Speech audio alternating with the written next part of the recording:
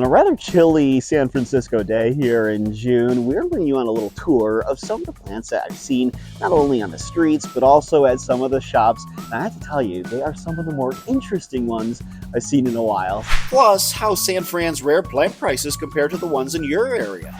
And birds of paradise fully flowering. I'll share tips and tricks to help your babies bloom.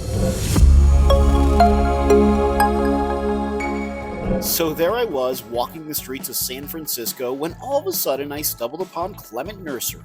Not only did the plants catch my eye, but so too did the award from the Richmond Review declaring it the best plant nursery in the Richmond district. You're about to learn why.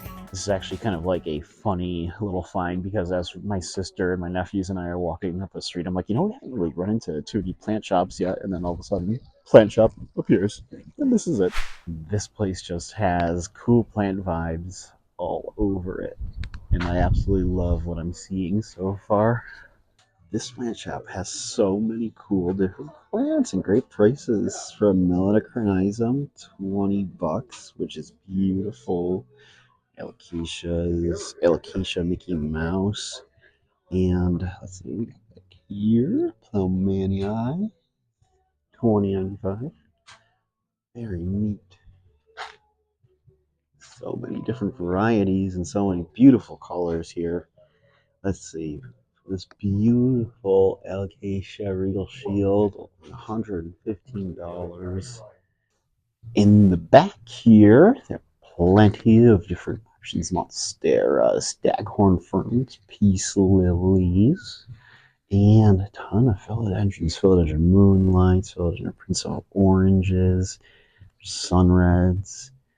You've got monsteras and plenty of fern options as well. There's a lot of snake plants up there too. Down here you have a lot of aeroids, some philodendron, cordatum, neon of course, and then you have your Brazils, some Syndapsis, your Epipretum pothos, and also some Puthus and Joy, and then a lot of cute little succulents over here, which is one thing we've been seeing a lot of in San Francisco. And then of course there's some more of those philodendron red cherries. The sunred, that is so beautiful. Look at the colors on that sunred. And for $16.50, that is pretty awesome. Philodendron moonlight, $15.95. And then you have plenty of Droscenas as well. And then your ficus, of course. And a lot of Hoyas.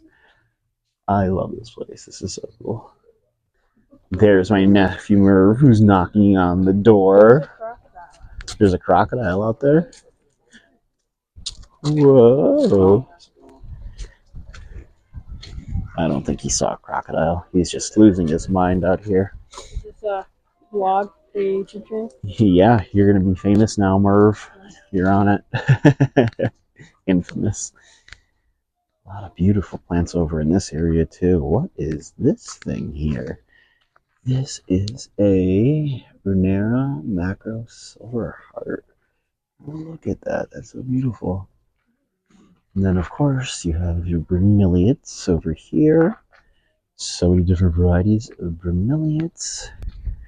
And what do we have over yonder?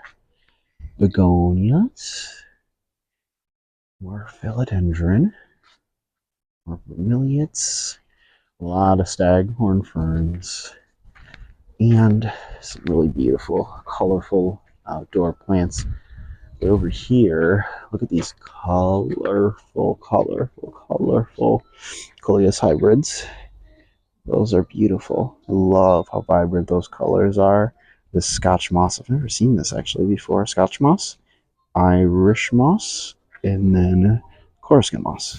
My deepest apologies. I need to take a quick break just to remind you to like, subscribe, and hit the notification bell to my channel so you can see more fun and interesting planty content like this, especially the urban jungle redesign stuff. That is bananas. Check it out.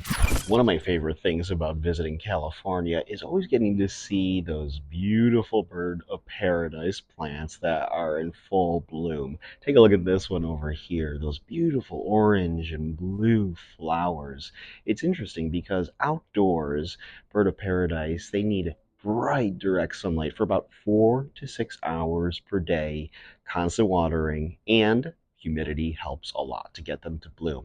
But what's really interesting is the fact that a bird of paradise typically needs about 3 to 5 years to mature before it is able to shoot out those beautiful flowers that look so much like a bird of paradise. If you've never seen the comparison, take a look because it is literally dead on.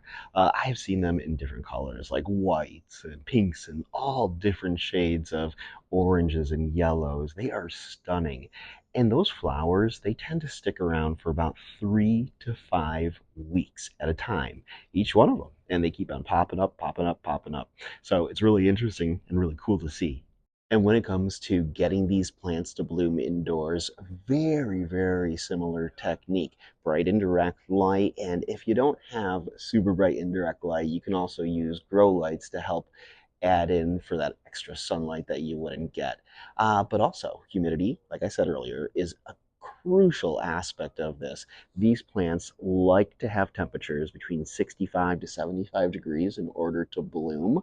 I've never personally had one of my bird of paradise bloom indoors, but then again, in Denver, Colorado, with western facing windows, it makes it a little bit more difficult. But I know plenty of people throughout the US in different states where they have had them bloom indoors. So I'm curious to know if any of you have had yours bloom indoors. And if so, leave it in the comments below and tell me where you're located because I'm always curious. And if you have any tips and tricks about what you do to make it happen, also please let me know. Oh, another key thing about getting them to bloom indoors is constant feeding, especially during the summer months. They like their fertilizer. They want that nutrition, which really helps get those flowers to bloom and to make those bird of paradise beautiful flowers just come to life. What's also cool too is the fact that some species of Strelitzia, bird of paradise, can grow up to 20 to 30 feet tall with leaves that can get as long as 6 feet. The longest leaf on my bird of paradise back home is about 4.5 feet. So yeah, make sure you have plenty of space if you're keeping them indoors.